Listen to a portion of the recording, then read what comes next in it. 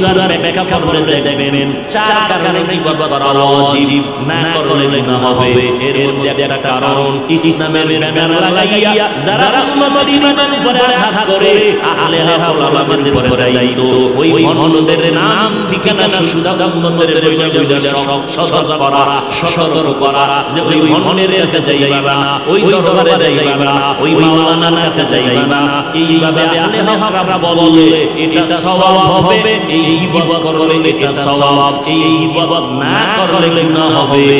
নাম 2 নাম্বার জবানকে হেফাজত করো, গীবত শিকায়ত করা যাবে না, গীবত করা হালাল না হারাম। জোরে বলেন ওয়াইলুল লিকুল্লি হুমাযাতিল লুমাযা। এই সূরার ব্যাখ্যা করে দেখবেন গীবত করা হারাম, রায়ের গোশত খাওয়ার সমান। আল গীবাতু আশাদু মিনাজ জিনা। নবী বলেন জিনা করার থেকেও গীবত করা মারাত্মক অপরাধ। এই গীবত থেকে জবানকে হেফাজত করো।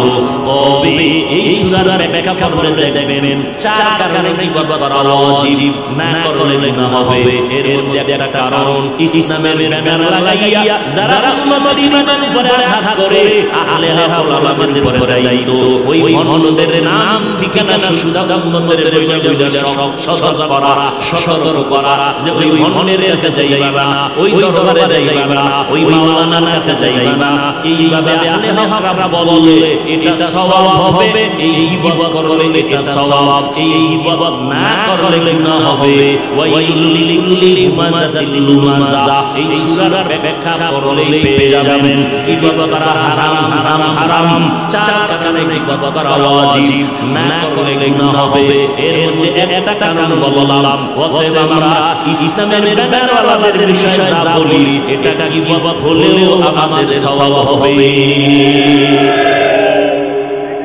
বারবার 2 নাম্বার মিথ্যা বলা যাবে না, গীবত করা যাবে না। 3 নাম্বার গালি দেওয়া যাবে না, গালি হালাল হারাম। কুল লিবাদি ইয়াকুলু লাতি হিয়া আহসান ইন্নাশ শাইতানা ইয়ানজাযু বাইনাহুম ইন্নাশ শাইতানা কানা লিল ইনসানি আদুওয়ান মুবিনা। আল্লাহ তাআলা বলেন ও নবী মুমিনেরা জানায়া দেন কাফেরের সাথে যেন খারাপ আচরণ না করে। কত কঠিন কথা। কাফেরের সাথে খারাপ আচরণ করা যাবে না, কোরআনে আল্লাহ নিষেধ করে। তার মানে মুমিনেরা গালি দেওয়া যাবে, কাফেরের সাথে খারাপ আচরণ করা যাবে না। মুমিনের সাথে তো ভালো আচরণ আর আগে থেকেই করতে হবে।